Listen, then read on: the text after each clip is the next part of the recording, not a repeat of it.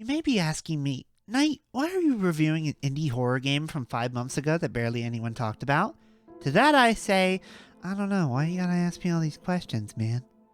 Signalis is an indie horror game inspired by Resident Evil and Silent Hill, developed by Rose Engine. And boy, it is certainly inspired by those two games. You've got the ancient, clunky survival horror gameplay of the classic Resident Evil games crossed with the esoteric and extremely unapproachable story of Silent Hill. And I love it so much. For a game made by such a small development team, the game really impressed me from beginning to end. It shocks me that this game is so overlooked, because it really feels like one of those games that should have blown up in popularity, considering how much effort went into everything from its story to its presentation and its gameplay. Oh wait, I forgot.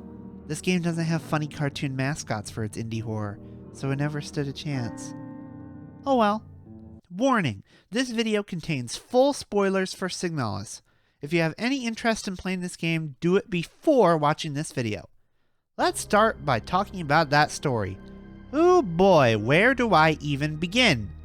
So, Signalis takes place out in the final frontier of space! Humanity has been taken over by a totalitarian regime known as the Nation of Yusan, whose iron grip extends far beyond the stars. You play as Elster, a cyborg slash android slash whatever the fuck she is, called a replica. After escaping from her crashed ship, she finds herself in the Sierpinski mining facility, searching for a woman named Alina. However, not all is well, as most of her fellow replicas at the facility have turned into horrendous monsters who try to kill her on sight. Elster must fight her way through the facility in order to find her lost companion. After the first chapter of the game, things get significantly more complicated. It turns out that Alina is not actually the girl you're looking for, but a woman named Ariane who coincidentally looks just like her. How convenient.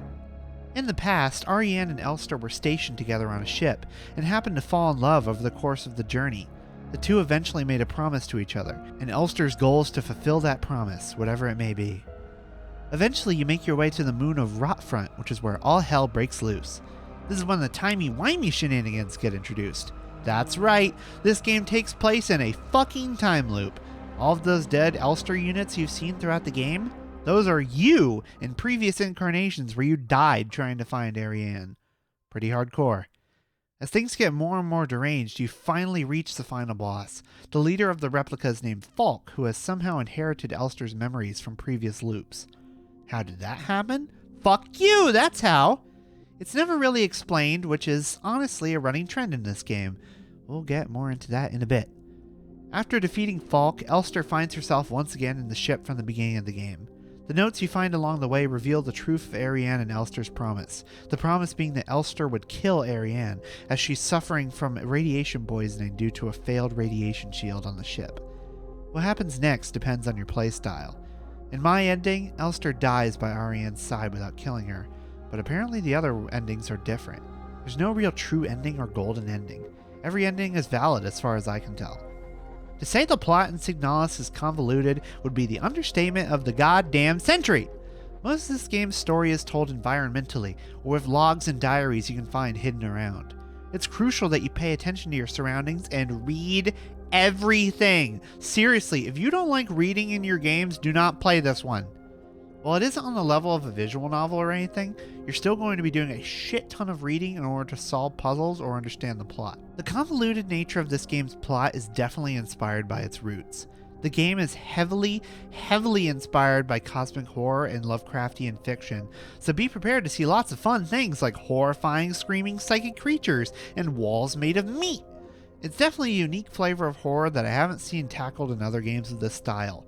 The only game that really comes to my mind is Bloodborne, and that's not really necessarily a horror game. With this cosmic horror style comes the mind-bending nature of the plot.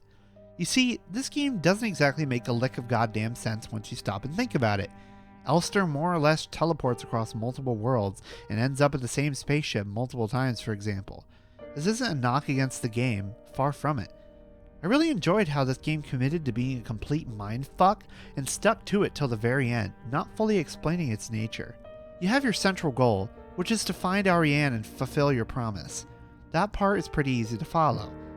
While that's what drives you to complete the game, there's also the plot going on in the background. like the time loop, and the mystery of what the hell happened to the other replicas, and the very nature of existence in this universe. That's where things get confusing, and honestly, I stopped trying to figure it out by the end of the game. I had to look up a plot summary in order to write this script because the game is very obtuse with how it gives information versus leaving things up to your interpretation. A lot of this game is left up to your interpretation and how you feel things fit together, but the answer is never going to be fully there. It's just the nature of the story the developers wanted to tell, and I found it to be pretty engaging, even if it was confusing as all hell. I'm not really the type of person to give out theories, honestly, so if a dumbass like me can still enjoy the plot of this game despite its confusing nature, then I'm sure that you can too.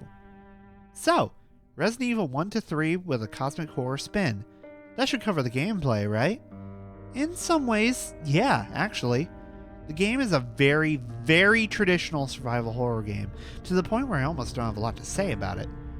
The main objective is to explore around, find items and ammo, and solve puzzles so that you can proceed forward. Ammo conservation is king. You're given little in the way of ammo, and saving it for enemies in critical locations or boss fights is key to making your way through the game. Ducking and weaving past enemies instead of fighting them is crucial, and walking slowly instead of running can enable you to skip past entire rooms of enemies. There isn't too much in the way of depth in Signalis' combat, probably because you're supposed to avoid it if at all possible. You're armed with a multitude of weapons in this game. A pistol, a revolver, a rifle, a shotgun, and an SMG. My main issue with the weapons is that they all feel the damn same. The shotgun doesn't spread much, the revolver doesn't have much kick, the rifle is pretty good at killing single targets, but that's about the only thing different about it, etc. I can understand why the combat is like this, you are supposed to not engage with it, but I also think it could have been a bit more satisfying. There's also the equipable items. You get everything from disposable stun rods for incapacitating enemies to thermite flares that can incinerate corpses and stop them from waking back up. I didn't find much use for these, to be honest. They're handy in a pinch, but I found that avoiding enemies got me through most of the game. You're also given enough healing that you can, for the most part, tank through rooms if you're spotted.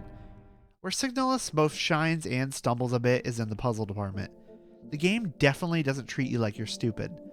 Like I said about the story, reading and paying attention is basically essential in order to complete these. The solution is usually given to you somewhere in the environment, you just need to put two and two together. It feels great figuring out a lot of these puzzles.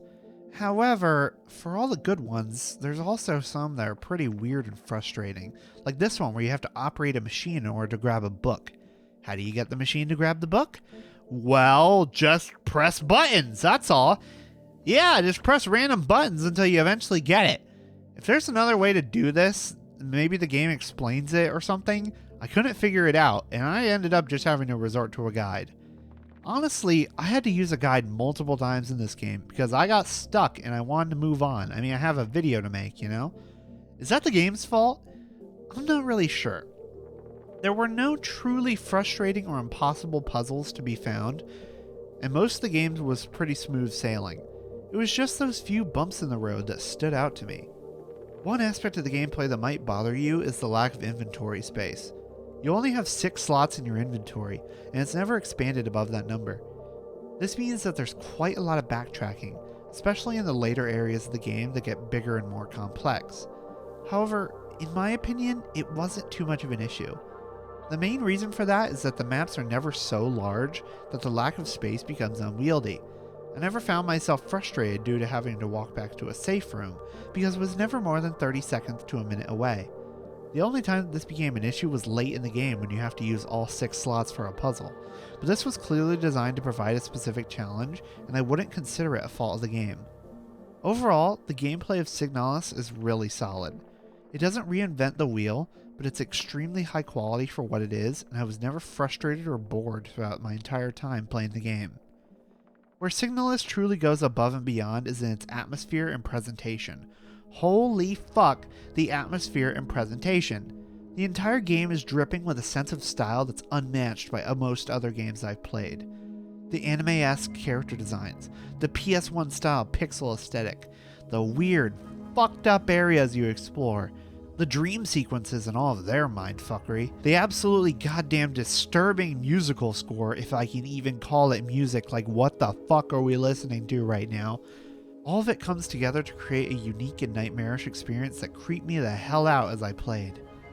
I never really found Signalis to be heart-poundingly scary or anything, but it definitely gave me the jitters, and that amplified my experience. Overall, I loved my time with Signalis. It isn't perfect, no game is after all.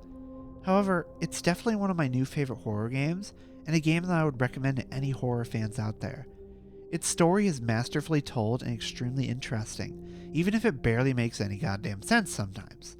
The gameplay is enjoyable and solid. The presentation is next level and honestly a bit awe-inspiring. Seriously, check this game out if you haven't already. It's worth your time and then some. Did I mention that it's also on Game Pass? That means it should be even easier to play, so you have no excuse! If you guys made it this far into the video, thank you so much for watching. Please consider dropping a like on the video and subscribing. It really helps out the channel and shows YouTube that my videos are worth a damn. My name is NightParadox. Have a good night, and stay wicked.